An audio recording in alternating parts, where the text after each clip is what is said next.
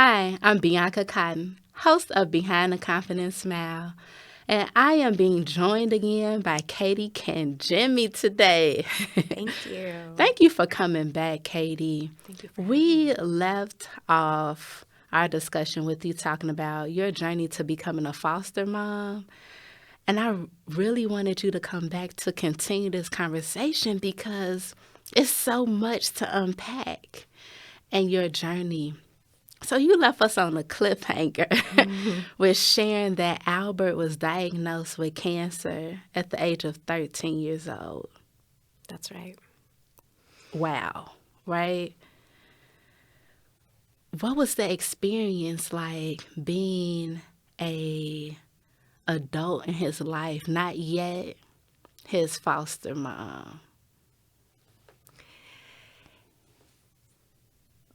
Albert had moved, I think we had left off with Albert had left the residential home and had been stepped down to foster care and was living in a foster placement. And I think at that point in time, it was probably placement 20 something.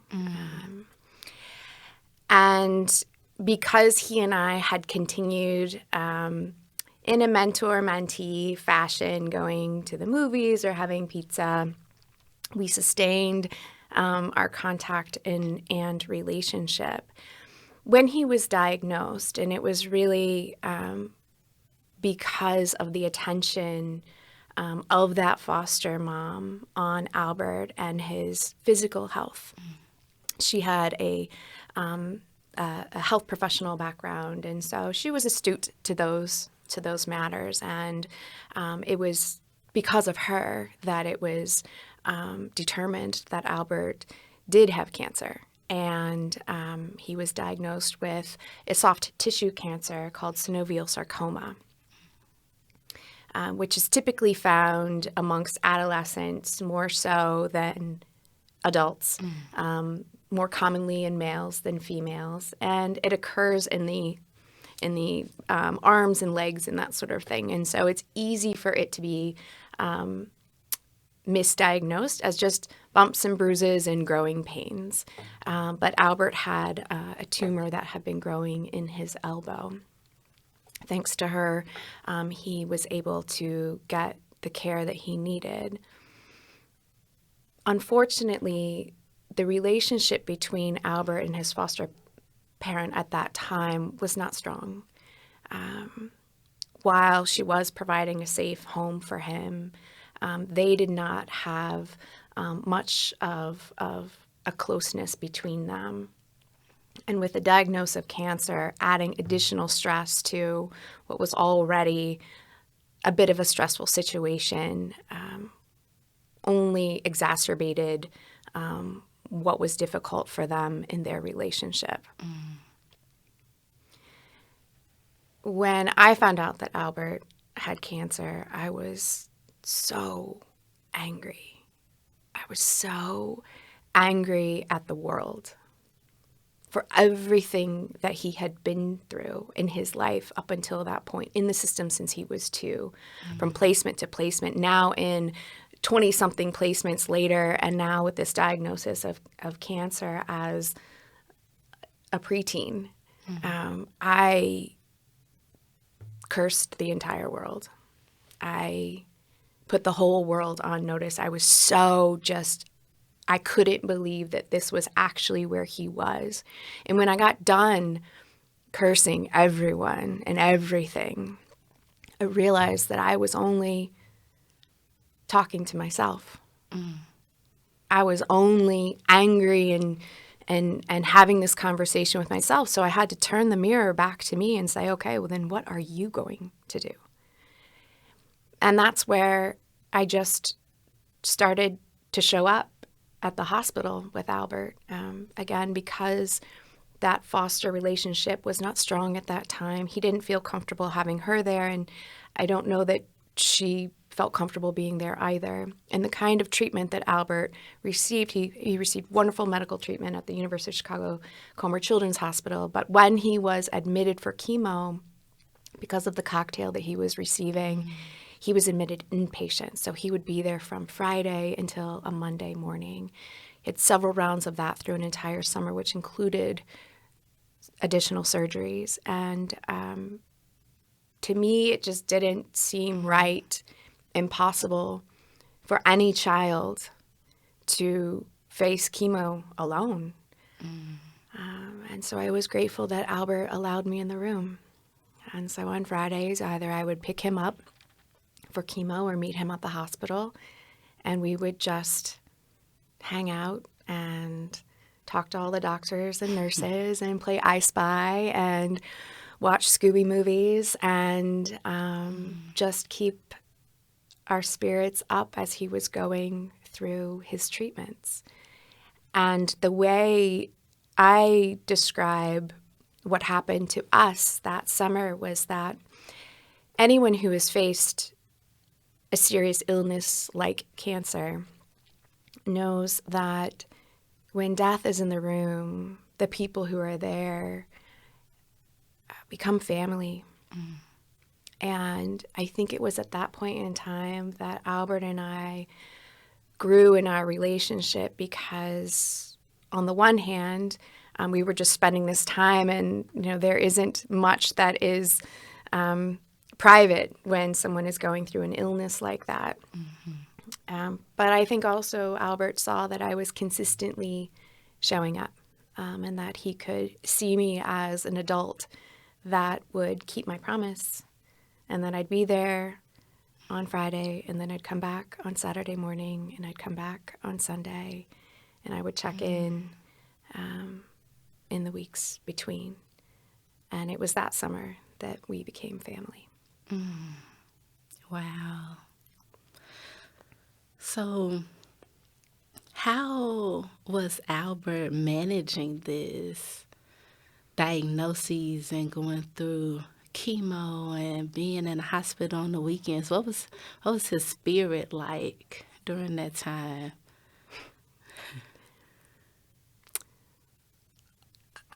He blew me away with how positive he was. I don't think Albert knew how sick he was and how close he was. And I think that was a good thing. But he was fully aware, and it was painful. And the treatment that he received was not easy. But he treated it almost like it was fun. And when he showed up at the hospital, he befriended all of the nurses, all of the staff, all of the doctors. And so come Chemo Friday, it was like, Albert's back. And it really, it almost felt sort of like he was the hospital celebrity. And, they would all come by the room and, like I said, play with us. And he'd always be teasing and, asking if he could go outside when he knew very well that he could, just always just really joyful with everyone there. And I don't know where that came from. Again, I think I was angrier about his diagnosis than he was. And perhaps that came from a life that he had lived where there had been so many disappointments. That this was just another one. But somehow in that, he turned it into this place where he really was quite incredible. And he knew that. Again, just all the visitors that would come by and wanting to talk to him. I think they made him feel special because he was. Beautiful. Even in the midst of challenge, right? So take us through from the summer's now over. He's already had been with 20 something placements and homes. Were you the next, or were there still more placements he would be placed with before you two came together to live as family? There were more. As I said, that relationship, that bond with that foster parent was not strong, and the duress of cancer broke whatever existed. And during his summer of chemo, Albert was moved to another foster placement. And that foster placement didn't work out. He stayed there throughout his time going through radiation, which followed that summer. By that next spring, that foster placement didn't work out. And he was placed at another one. And by that January, that foster placement closed its doors, locked them with all of his stuff out on the front lawn. And it was at that point in time that Albert's team and I stepped in with a different plan. Wow. So much trauma that Albert endured. And what I'm curious to know is Albert is living his young life, right? How old was he by then? He must have been 14 by then. Yeah. 14 by then. When I think about mental health now, was that a thing then? Did he have a counselor or a therapist? And so you too, right? Because you're helping him to navigate the world. What did support look like for him and for you? You know, because Albert had been in care for so long, he did have a team. Okay. DCFS had set up things on their side as well as the agency that he was fostering through. Ultimately, the agency that I became a foster parent with. So there are all kinds of supports that are built in. And I think some of those supports work better than others, depending on the match. And I think that at that point in time, what we were experiencing was that, staff were spread thin. Sometimes those supports weren't always put together in a way that perhaps had the kid at the center of them. Albert often wasn't asked about what he would choose. And so things were just sort of decided for him. And I think that doesn't always work.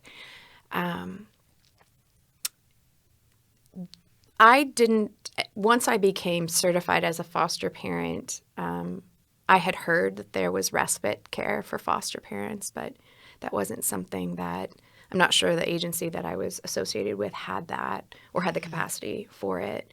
But mental health is absolutely at the center of this. And you're right, after so much trauma, what happens after that next failed foster placement is this required safe space to start to put the pieces back together again. I remember the night that I picked Albert up after the doors were locked and it was cold, and because Albert and I had had years of knowing each other and forming a closeness and trust, in my mind, I thought Albert would be relieved on that night that I came to pick him up. And I assured him that he was not going to a shelter, and that I was committed to working with the team to figuring it out, and that there wouldn't be any more stranger foster placements that he would have to go to. That was not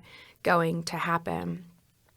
But on the night that I picked him up, I didn't pick up a happy kid.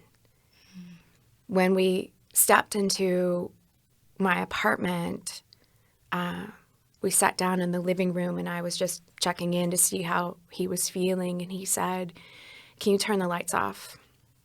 Just open the blinds." So we had the light coming in from the street. And I said, sure. And I had seen Albert cry before. But I wasn't expecting him to say what he said. And he just was in tears. And he said, oh, I don't understand why people think that they can just return me when they don't want me anymore. I'm not a toy. You can't just take me back to the store. And I knew how much trauma he had been through. And despite the years that he'd been saying to me, can't you just adopt me? Can't I just come, live with you? In the moment that I picked him up, he was crushed all over again because of all of that trauma, all of those placements, all of that returning him. And that's what happens to human beings. And that is absolutely devastating. Definitely devastating. And it's like, what do I do next in that moment, right? I just sit with him in it. Yes. Because this has been his life. That's right. I'm Darius Caffey, inviting you to join me on the fall season premiere of The Table on Air with my very special guest, the co-founder of ShotTech Collective, Alex Foreman. And have these kids and families see outside their window Black innovation in motion. Join the conversation Tuesday, September 12th at 7:30 p.m. on CAN-TV Cable Channel 19 and streaming on cantv.org and the CAN-TV Plus app. How did you all choose to build from there? We did exactly what you just said. We sat with it. We let it be. And again, because Albert trusted me, we definitely had an advantage, I think, over many foster parents where it is a new relationship. And so we were able to create a little healing nest where while there was still chaos and what would happen next, we were able to resolve the logistics of the placement. We had an emergency meeting within a few days. I was then on the path to becoming certified as a foster parent, and that really became the business of the adults. And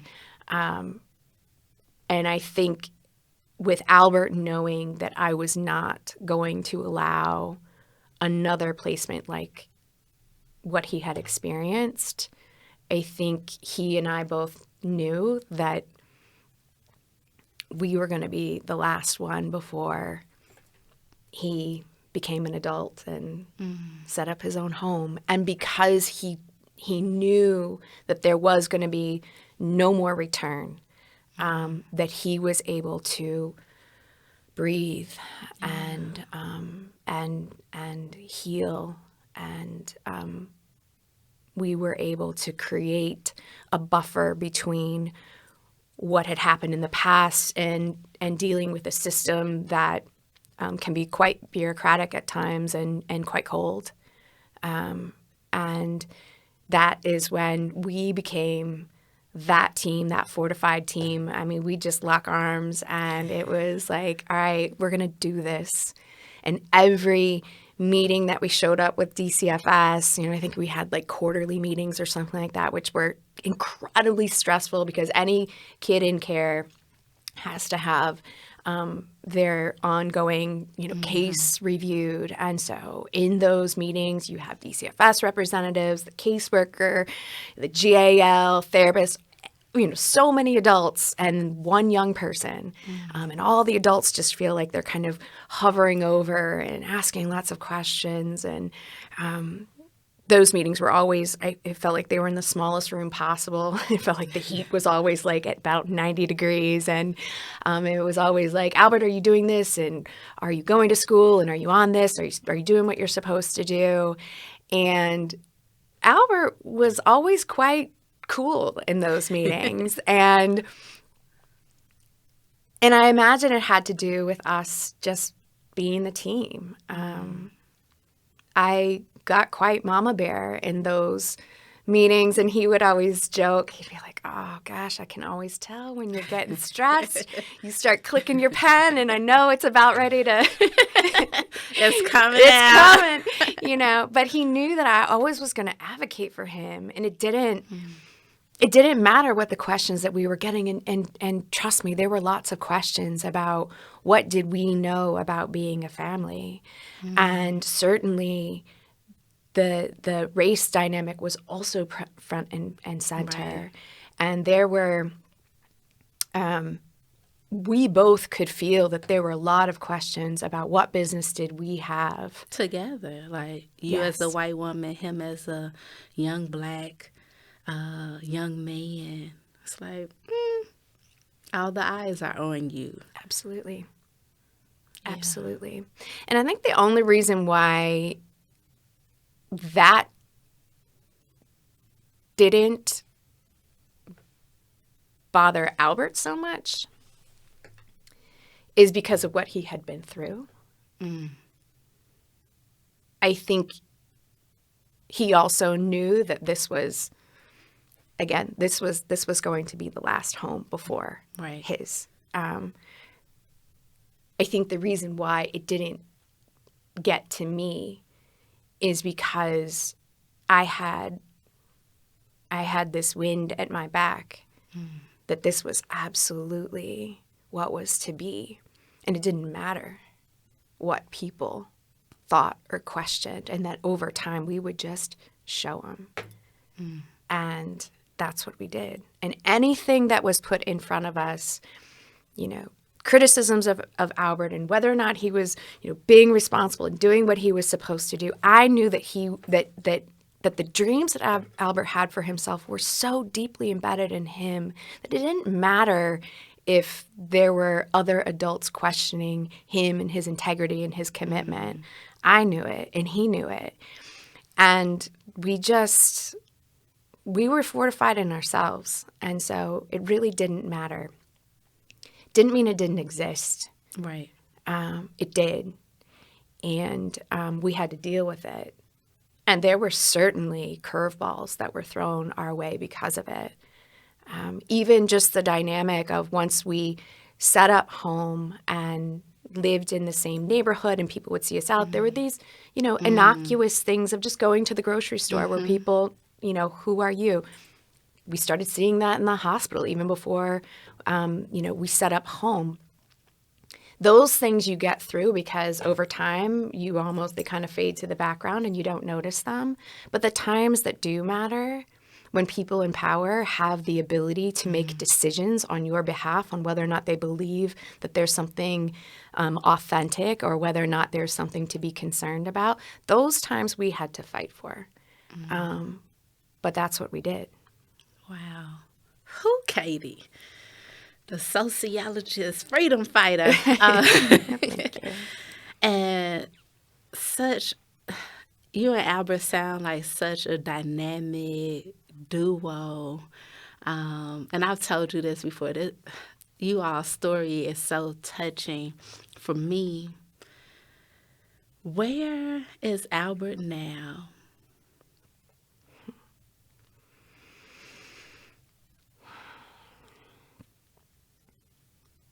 Albert is all around us.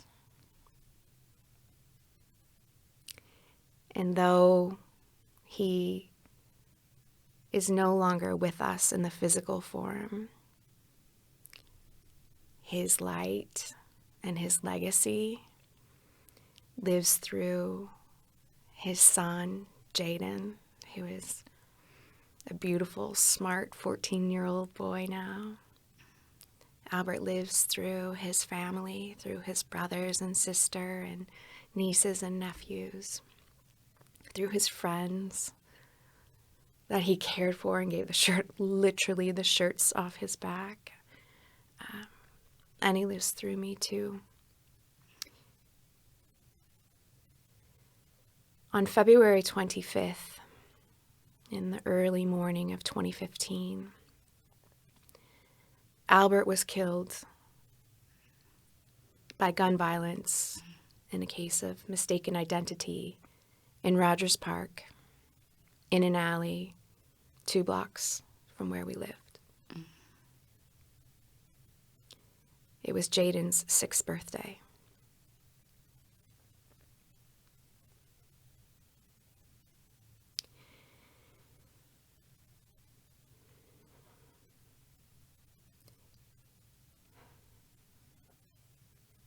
Albert lives on because, in addition to the light and the life that he led, what happened to him is way too common. And his death has radicalized something in me to fight and be in this fight against the violence that's happening, especially in Black and brown communities, to young men, women, trans people. And he lives through me as this voice, this tap on my shoulder,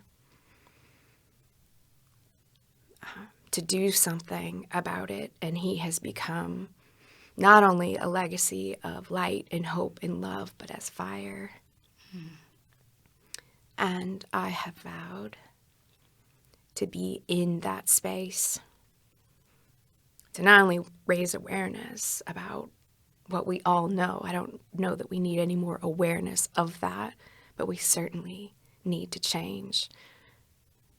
Albert should be alive today. And it's a very complex issue. But he should be here. But I thank God that he was. And I thank God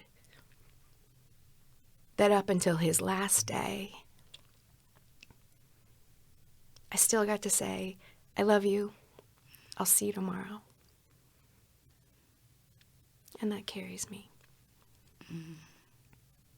Katie and Albert, thank you.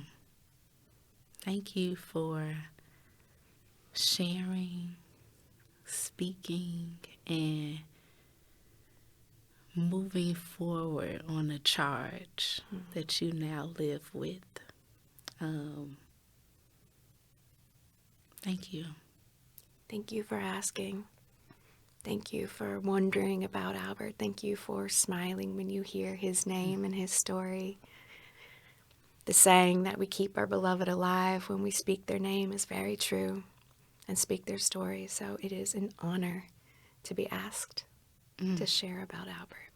Thank you. My pleasure.